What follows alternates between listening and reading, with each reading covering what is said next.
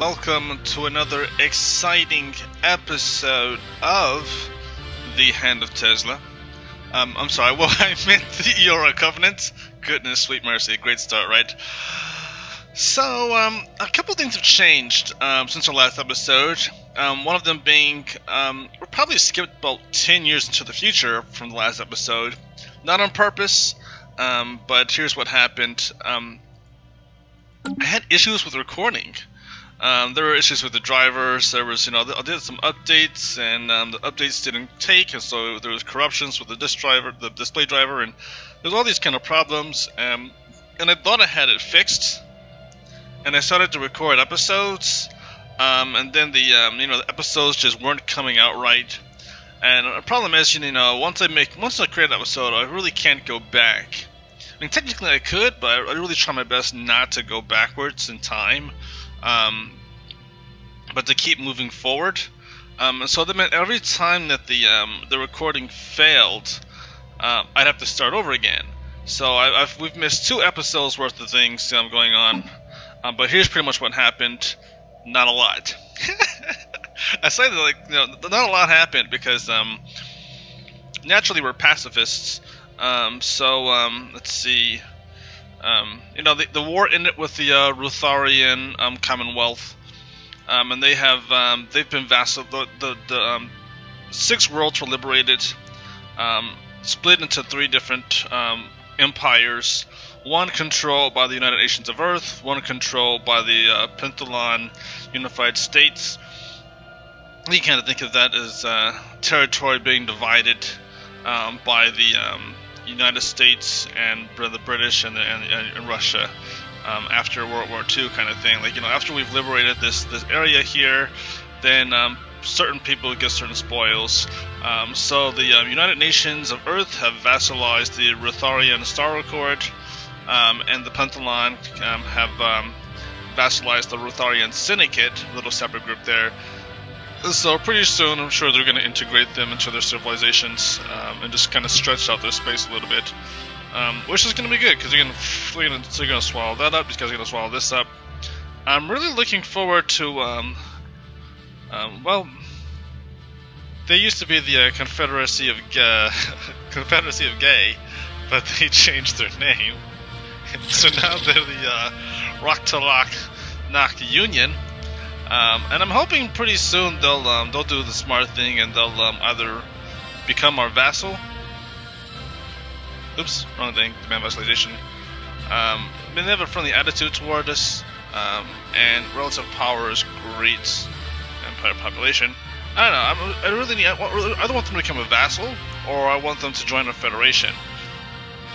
They don't want to join the federation because they do not like the coalition of Viral, what is this right here? The coalition of Viral Club. They're the guys that we liberated from the the Confederated Anthari states. And it's, I tried my best to kick them. I think in an episode you might have seen me try to kick them, and I couldn't. And I've realized, oops, wrong button. I've realized that the humans are the ones that aren't letting us kick them. So instead of trying to kick them, I tried to make them leave. So I insulted them a couple of times, but no matter how many times I insulted them, they didn't leave. I mean, they were at like -3 to us, and they had issues with this, but apparently us insulting them wasn't enough for them to leave. So there's that. We're just I'm just holding on to hope that something's going to change for these guys. That maybe their ethics will change. They'll become less militaristic and they'll become more xenophilic, or who knows. Something's going to have to work out to where we can kind of get them to change their minds. Because as long as they're going to be militaristic, or as long as they have certain ethics, other people aren't going to want to join our federation. And that's going to be a problem. Only thing I can hope is that maybe they're going to do something stupid that would... Oh, okay, that's our fleet. I'm just going to move that out of their space and into our space. Yeah, I'm the Federation President again. Was I? Yes, I am, because I have the fleet. I have control over the fleet. That means I'm the president of the Federation. I'm hoping being president of the Federation will give me the greater authority to kick them. But anyway, in addition to our attempts to kick them, you can kind of see the different votes. This is our vote, United Nations vote no, Coalition votes no, and it's an even split.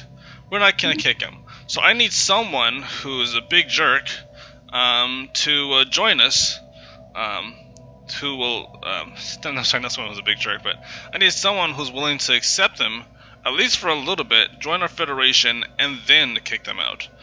So I think we need a majority to win, a majority vote, because everyone I want to get an associate status with dislikes, other getting an associate status, they dislike them, or having them join the Federation, they dislike them. I went as far as building a frontier outpost all the way out here and draining a lot of my influence, just so I could get closer to these guys, hoping that they'll make a difference. And it did. Well, okay, they're at war, so I actually can't show you, but are they both at war right now? Did I click the wrong one? Yep, they're both at war, I guess. They're at war with them, and they're at war with them. Well, before they were at war, they were at peace, and the one thing we all agreed on was that we didn't like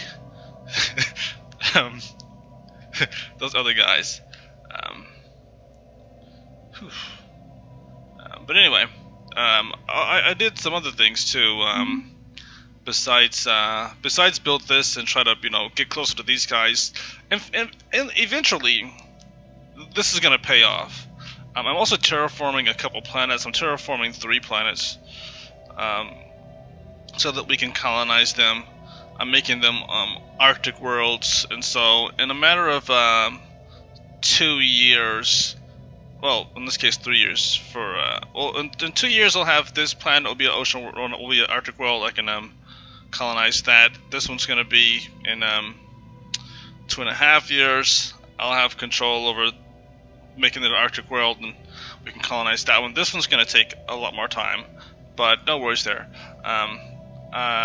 So those are a few things I've changed around. I also stopped suppressing the militarists faction, just so I could stop spending so much influence, because I had to make up for what was lost. And I also reduced one of my policies. Not policies, but edicts. Come on, stop saving for a second there. So one of my edicts I was using was information quarantine, just so I could build up our governing ethics attraction. But just for the sake of ooh, what is this? Map of stars. That's nice.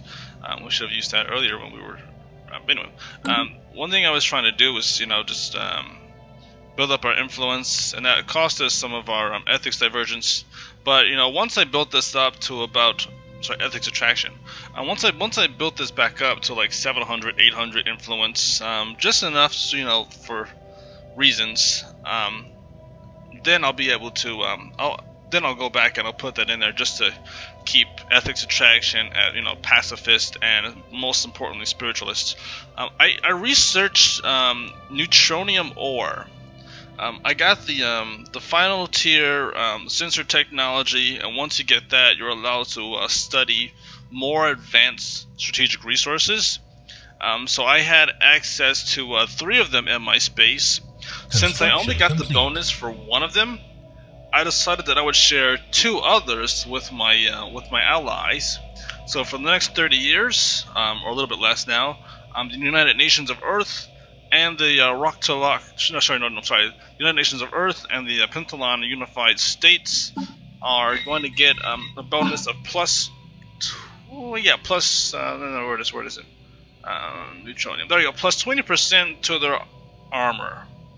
That's huge. That's very, very helpful. It's very, very helpful. So my allies are very happy with that. Give them that free gift. They were very pleased. Very, very pleased. So that's about it. That's about all that's going on. Right now I'm researching gamma lasers to just kind of max out our laser research. Next we're going to probably study particle lances. I'm going to get this monthly unity bonus for the Empire with this auto curating vault research, whatever this is. It's like a museum you know, respecting traditions kind of thing. And then I'm also studying Gauss cannons, because why not study artillery weapons? They do have their uses. I'm not going to use them. Use that in a lot of our ships. But we're going to use it in some of our ships. So that's just something that we're just going to kind of play with, you know, depending on what enemies come our way. But seriously, yeah. Next step in all of this will be gradually just colonizing more planets and just building up our pops. Oh, one more thing that happened in the previous episodes. This episode's mostly about what happened, what you didn't see right now. And so one thing you didn't see was I got the Voidborn Ascension perk, which pretty much means now I can build habitats. And this is really, really cool. Really exciting to be able to build habitats, orbital habitats. So I can go to any planet system. For instance, I can go to the Ilata system, and then here's Iora right there. And so I can go to this planet right here, this gas giant. Oops, let me correct that. Let me first have to choose. Where's this guy? Actually, I'm going to go to Unity. Okay, so this system right here. There's this guy. I'm just going to go to a system where we actually have a construction ship, and I can click. Nope. Let's see, mega structure, habitat. So I can choose where I can build a habitat, and that's because it costs a pretty penny. It costs 5,000 minerals to build a mega structure, at least an orbital habitat. But I can build it around any planet, any major body, except for one with the structure already around it. So there's the orbital station right here. So obviously I'd have to get rid of this mining station in order to capitalize on this. But pretty much any planet in the system that doesn't have a mining station, I can build an orbital station around there. This is very, very helpful. This is very, very cool. I'm just going to cancel that. And I'm going to take care of this next piece of research here. Let's see, climate restoration. Ooh, we can terraform ecologically devastated tomb worlds. This is exactly the kind of stuff I needed to see. I'm just going to pause this very quickly. Boom, shakalaka. So I'm just going to swap leaders here because he studies New World technology, which is exactly what that is right now. So boom, I can get that. So now I can. There are two tomb worlds close by to us. There's one right here in the system with all of these giant creatures, the crystalline creatures, and eventually I'm going to take these guys out. I'm going to wash through those guys, and then I'm going to be able to colonize. There's where is it? Right here. This little world right here is a tomb world. Size 14. I'm going to be able to terraform that. Can't imagine what that world's like with the crystalline creatures right there. And also there's the tomb world right here.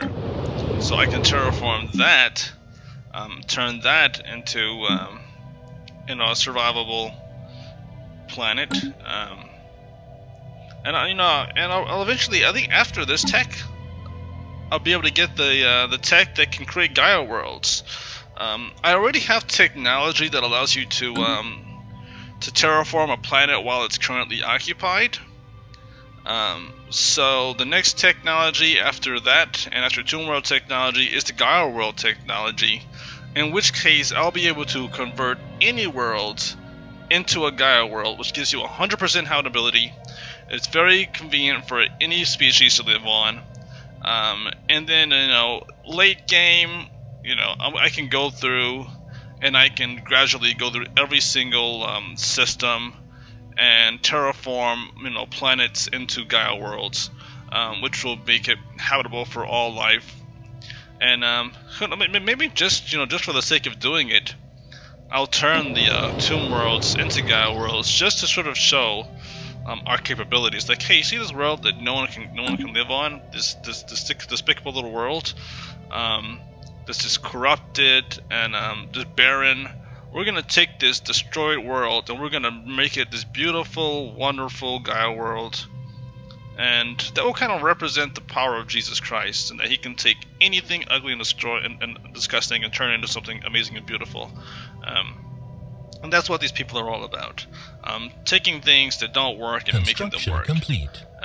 So that's gonna be something cool to do later on. But anyway, that is that's the recap so far. Yeah. One more thing to kind of comment on: the humans snuck around us. Well, that didn't really sneak around, but they were pretty obvious about it. But they flew through our space, and they colonized this world right here. So our space is gonna be a little jagged, simply because you know, it's not gonna be one sweet motion like fluid. We're gonna have the humans right there, but I mean, we're a federation, we're all family, so it's no big deal if they take a world over here. Especially since they should have this space, but we intervened, and now we're paying the consequence of intervening. So that's a little lesson there. Like, if they want to vassalize, let them vassalize, because it's a lot better than having to deal with psyche neighbor. Let's see. So anyway, this is the blue world. This right here. That blue means that it's terraforming. So that's going to be available shortly for us to colonize. Incoming transmission. Incoming transmission. No. He wants to terraforming liquids. Everyone wants to terraforming liquids. But we need those terraforming planets. And then the terraforming liquids actually reduce the cost and length, I believe, of terraforming process. So just maybe just the cost. I think it's just the cost. Oops, wrong thing. Strategic resources.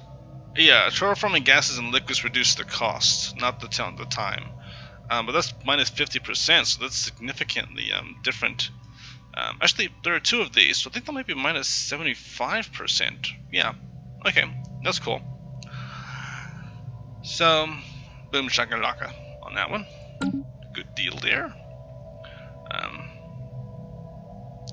I'm just gonna see how we're doing on building, because since I built this this frontier outpost, I figure while we're over there, we're just gonna take advantage of the resources that are over there. So we're gonna get a bonus of 15% to our energy damage. And we're primarily energy damage. And then there's also this thing right here is food output plus 10%. So our food, we're already at plus 87. So this is gonna give us a plus 10%. I'm probably gonna put us at about like plus 100 for food, just every month. So it's we're getting some. It was beneficial.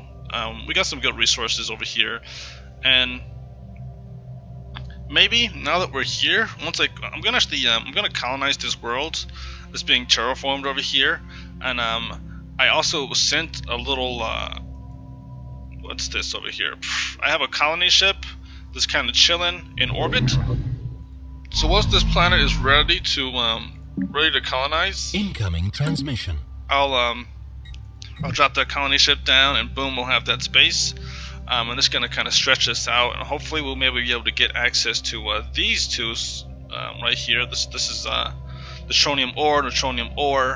So if we can maybe stretch out a little bit this way, and maybe even kind of take this tomb world right here, that'll be beneficial for us. Yeah, we'll probably stretch out this way too and get there's a lot of neutronium ore in this area of space, and I'm not sure how many of them have access to the technology to even discover that they have those resources there. And these guys have these urantic crystals, and that's pretty amazing. I'm not sure if they realize they have those, but they do. Let's see. Oh, our research agreement with the Kasam. Who are these guys anyway? Ah, there we go. So we were on very, very, very positive, very peaceful terms with these guys, and I really do want these guys to join our federation too, but they don't like the coalition of Earl. Big surprise. They also don't like the Pentalon Unified States for reasons beyond my knowledge, but I still want to maintain a really positive relations with these guys, so I'm going to keep up the research agreement with them. And let's see, our research is just about even, I guess. Look at that, 0. So I'm just going to pause this very quickly because we've maxed out on our energy resources again. That's been happening a lot lately because we're at plus 314 every month, and we're kind of, that's why I'm putting things to work and trying to terraform planets while I can. Let me see here though. I'm just going to see minerals. I'm just going to just pass 1 at them a month. There we go. 1 a month. Make that 2, because we've pretty much balanced out on different researches. I want to get what they have, and I want them to get what we have. And at some point, if there's some sort of big crisis, once that crisis occurs, I think a lot more people are going to join my federation. So I'm hoping that that's going to happen pretty soon. Did I send that trade deal to them? Yes, I did. I just have a pause. What was I pausing? Oh yeah, that's right, because of the energy here. So now I have to figure out where I'm going to put that energy. And I've decided I'm going to put that energy to work on, let's see where, oops, I'm just going to get rid of these empires because they take up a lot of this, see, communicate with these guys, interest, are they the ones that do the Zergel? We already got this, nope, grants habitability. Huh. I thought we already had the Zergel, or did we run out of that? Mutagen. Okay. Mutagen. Okay, I got the crystals that increase the ethic. Okay, so I'm gonna get this Zergel. That's gonna increase their habitability. So for the next 10 years, you know, our habitability on our worlds is plus 5%, which, you know, it's not a big deal for me because we've already pretty much colonized most of our worlds. It's not, you know, not something that's necessary, but since we have the energy resources anyway, I figured why not do that. And we're putting our energy to work right here with curator arrangements, with mutagen arrangement. We've got the Patron of Arch thing going, so they go from planet to planet, making peaceful arrangements. Sorry for performing arts. Ooh, which reminds me. Now that we have the Patron of Arts things going, I was gonna do something with these guys, and I totally forgot to do it. And that's commission a piece of artwork. And the pieces of artwork increase migration attraction, and they boost happiness by 10%. I forgot to do this. Now it's gonna cost me 1,000 minerals and 25 influence, so I'm not really pleased about doing that, but for the sake of doing it, because I've never done it before, I just went ahead and did that. So they're pretty happy with this. We want to commission a piece of artwork again. I already bought one. Well, I'm just gonna do one for now, just to kind of see what it looks like. And I'll build one on Unity because it's supposed to be like a major capital planet. Having said that, I think I've pretty much put everything I'm going to put on this planet, so there's no free spaces. Alright, cooperation? Nope. That's pool. That's pool. Okay. Maybe this planet. That is pretty silly there. I've filled up most of this. I've really filled up most of these worlds, so we've got to figure out a place to put more of our people.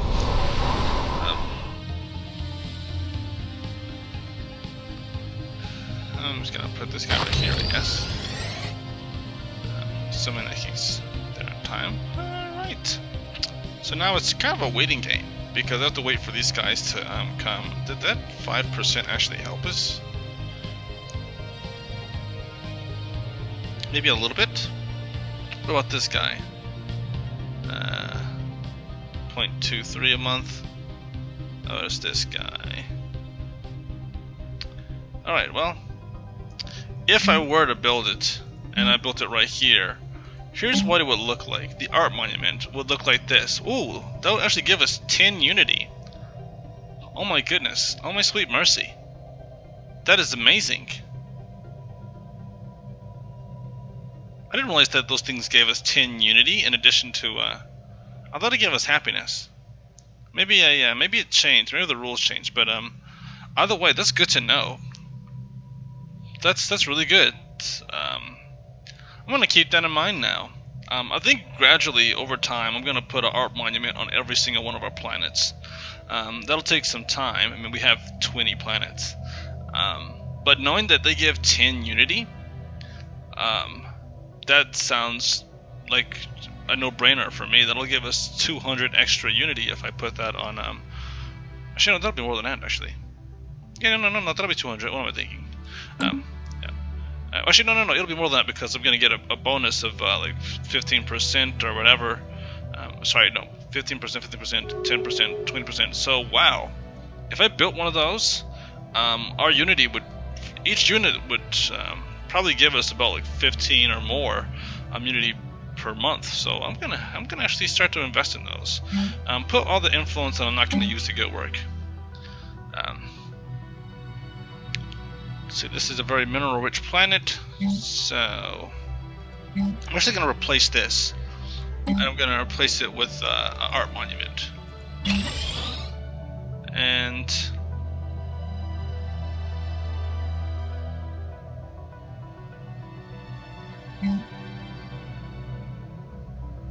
that's cute. Oh, it's gonna be a while before that actually gets created. On second thought, cancel. Construction complete. That's just. I'll deal with that later. I'm gonna find a planet that that doesn't have anything on it right now, or that. Let's see. What can I sacrifice? I don't really want to sacrifice anything on this planet. I like to put all the good stuff on my core planet here. Like 7 food. Do I really need 7 food? Wow.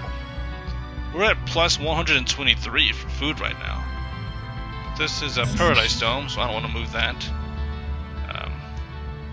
Wow. I'm just gonna pause this. We're doing so well that we're at the point where I don't know where to put stuff. But this is gonna increase our growth by 19%. So I'm liking that. That's excellent. That's really good. I never anticipated getting things going this well for us. That's kind of a funny thing to say. I didn't expect this to go this well. But we're just kicking butt here, aren't we? And it's funny when I can't. Things are so well. Oh, actually, I guess I can replace this. I can replace this. Oh no, that increases habitability by 5%. Actually, we don't need that. What is this? This is an alpine world. Wait, our habitability is 90%, so that would drop us down to 85%. I see. I gotcha.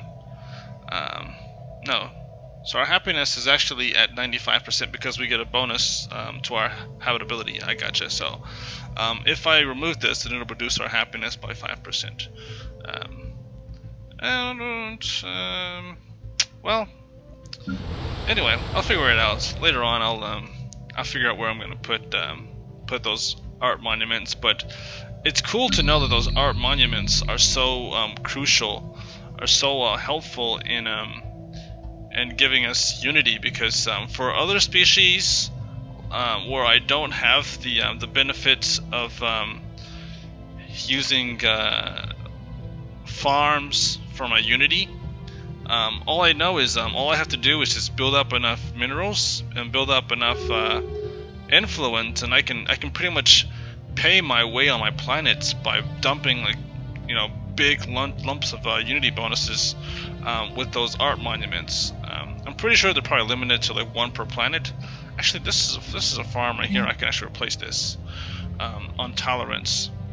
That's a good planet too. We don't need those 4 minerals are fine. Yep, art monument right there. I'm just gonna start constructing right away, and we're gonna see some good deals right here.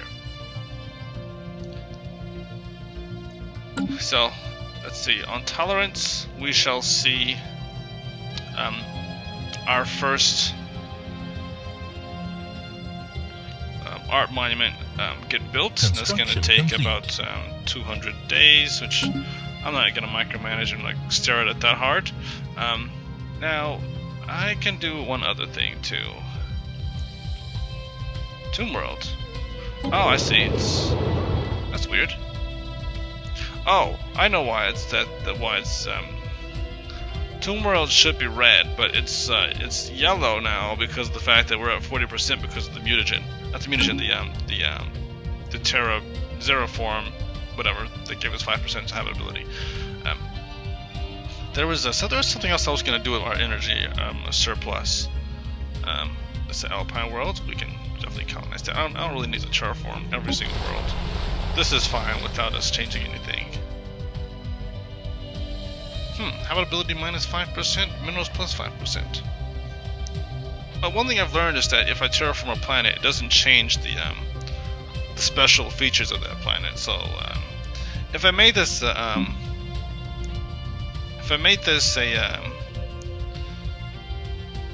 what was I saying? If I made this Arctic world, what's supposed to go on Arctic world, it wouldn't change anything because it will put like 95% instead of 100%. But incoming transmission. I have to figure out what to do with all these extra. Oh, that's right. I'm gonna turn those minerals into the Star Nation, formerly known as the Boss Poktux Combine, has been destroyed by its enemies. End of the Box Poktux Combine. Oh, wait. How this will affect the political climate of the galaxy remains to be seen. Where were they? I don't know. But they're dead. Seed worlds. Wow. So they are gone. And the let's see. They made peace with the. Wow. The Kavira have really been taken down, haven't they? Let me pause this a quick second. So entered into an aggression pack with the. What are we doing here? What's changed? The Kavira Compact, the Kavira Collective really got their butts whipped, didn't they? So they ceded 3 worlds. They liberated 1 planet, then they destroyed the frontier outpost. So where's the 1 planet they liberated? That's my question.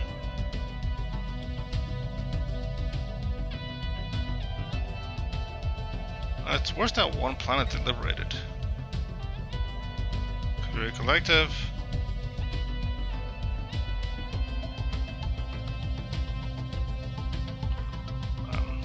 Okay. I guess I won't see that. Confederacy of Unest. There we are.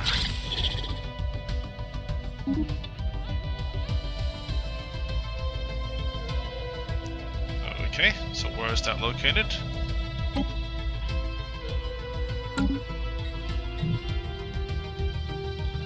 There we go. So maybe that. I have no idea what's going on with that. Ooh. But they are on friendly terms, they're relatively new, they're pathetic.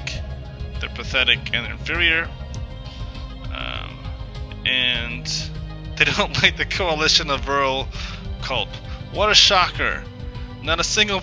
Everyone dislikes those guys. That's the most amazing thing. That just boggles my mind.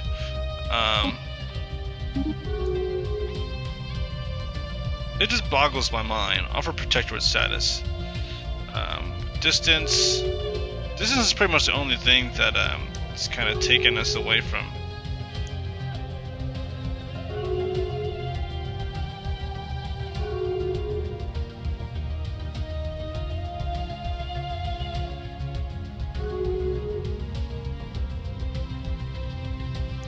So now they've joined we've got a migration treaty with these guys. What are they? I guess this is a Savannah world or Aero world. Okay, so they do desert planets. They're too far away for them to consider they're too far away to consider becoming our protectorates. That's too bad. And I'm not going to fly all the way over there and build a a frontier outpost just to get them to agree. I'm not that desperate. Maybe I am, but this time I'm not. Let me just see what's going on with these guys. Offer associate status? Let me just pause. The coalition of Viral Culp votes no. I am telling you, the coalition of Viral Culp really annoys me right now because these guys are vulnerable. They just lost that war, and this is a great opportunity for them to actually pursue a different avenue. Let's see, they're fanatic militarists. Okay, that's not good, and they're materialists. So they really don't like us because we're spiritualists and we are pacifists. They're like almost the exact opposite of us. They're almost the exact opposite of us. But we will show our compassion to them and offer them associate status because right now they're considering it. Confirm. The action is currently up to a vote. I vote yes. The United Nations of Earth, vote yes. Great. Yes. So we've all voted, despite the suckiness of the Vril, and I think we're gonna get these guys on board. And they agreed. Made a protectorate out of the Confederacy of Unist. Oh, that's wonderful. United Nations of Earth. Okay, that's good. So these guys are actually going to join us anyway. They're close enough. They have that friendship established. So that's good. That's good. They're gonna join the humans. You know, I'm okay with that as long as one of our allies is on good terms with these guys. We're good. And hopefully, us being willing to reach out to these guys means that over time they'll become our friends. Now, I'm going to share something with you. One of the reasons I'm so invested in the Kaviri Collective is because they're one of my custom created species. If they were just any other random species, I mean, actually, we would still care. I could care about all these guys. That's just who we are. But I care especially for the Kaviri. Kavira. I can't say the name. I created them. But I care about, you know, them joining a federation because they're one of the species that I crafted. So that's it'll be cool if I can get them to join our federation and build a relationship with them, and them being closer to the United Nations of Earth is also a really good thing because they know they have an ally close by, and the humans hopefully will eventually will vote. How did they vote, by the way?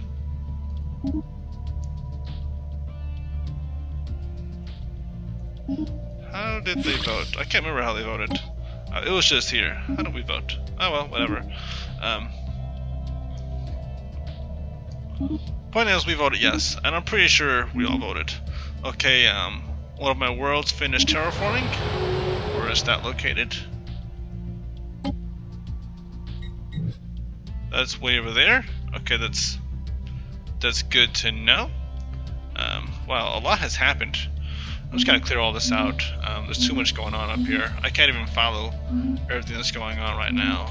We're still capped out on our energy, and I keep wanting to pause it so I can take care of that. And I keep getting distracted by something else. But migration treaty with the Unist are agreed.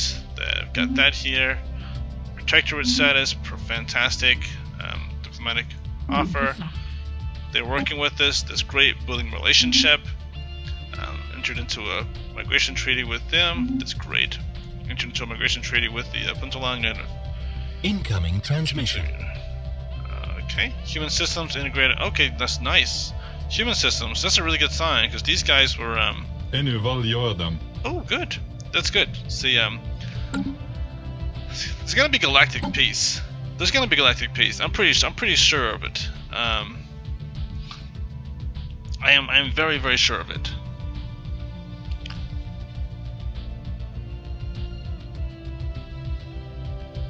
I can't see worlds. That's one funny thing about the sea planet war demand.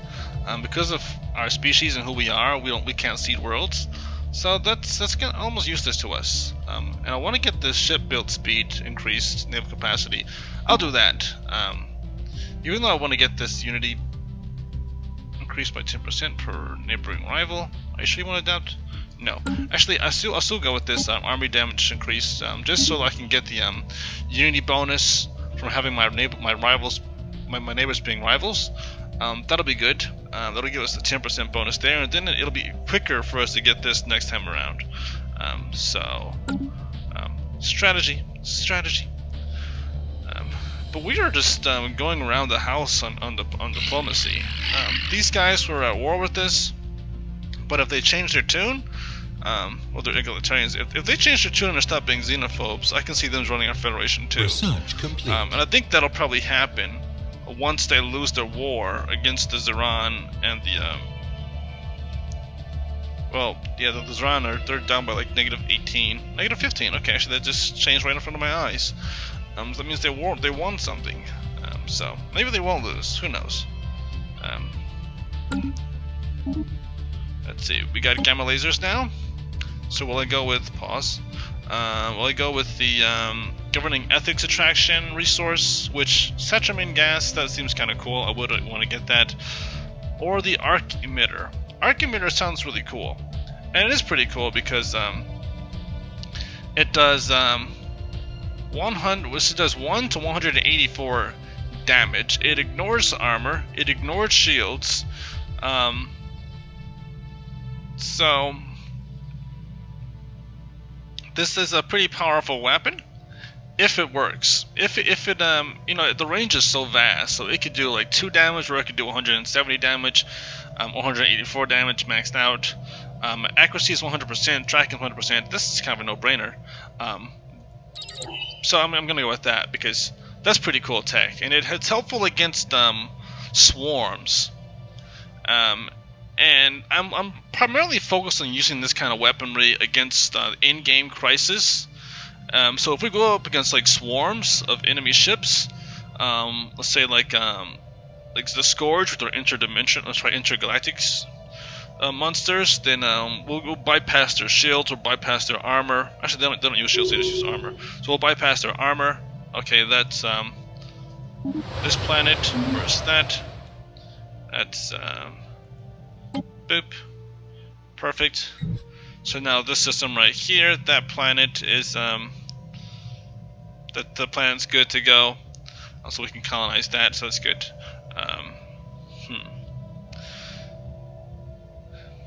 I'm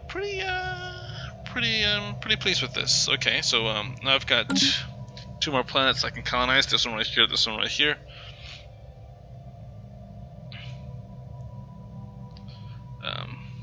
So I'm gonna do this one first. I'm gonna do this one, and then I'm gonna do this one. Too bad this isn't close to our space, because then I would have terraformed this one, because it's a continental world. No, that would kind of stretch us over in this area, and we'd pretty much kind of close out most of this space. Where else can I colonize a planet? I can't take this planet. I can't even get over there.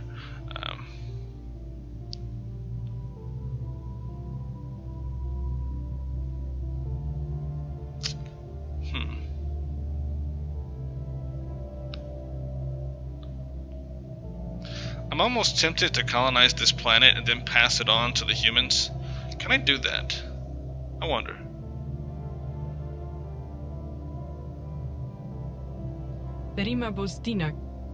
Can I just trade a planet? Because I really want to colonize a planet, just to kind of give them that, just to kind of close out that space before those guys take it. I want to colonize that planet. So let's see if I transfer a system. Let's see. Let's just do this. Boom. Oops, my bad. That's demands.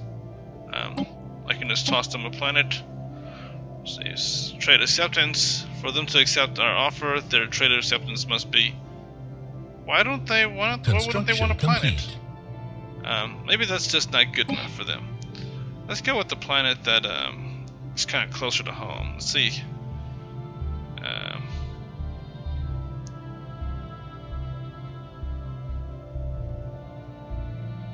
Oh, a system. Okay, this isn't just the planet, it's the whole system. So they don't want that system. They don't want this one.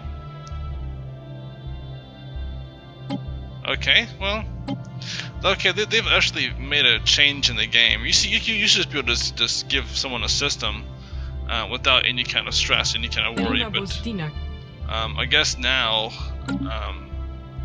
now you can't just hand someone a system anymore, due to certain people using exploits, trying to exploit the game and using things like that to give people planets they shouldn't want or shouldn't have.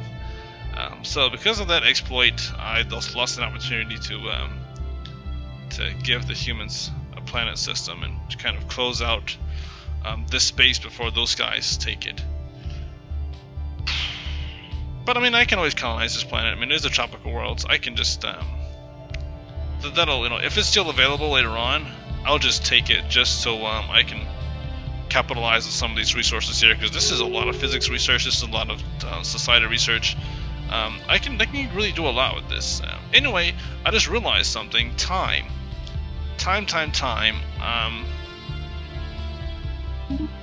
Alright, so the okay, perfect. United Nations of Earth are integrating these guys right here. So that's cool. That's cool. That's fine with me. They can do that. I wonder if they're going to eventually vassalize the Kavari Collective. I can see that happening. Simply because of the fact that Kavari because of the position that they're currently in. I would like to see that, actually. If they can integrate the Kavari, then we can actually, some of them will migrate into our space, and I can have the Kavari in my, sorry, the Kavira. The Kavira in my space.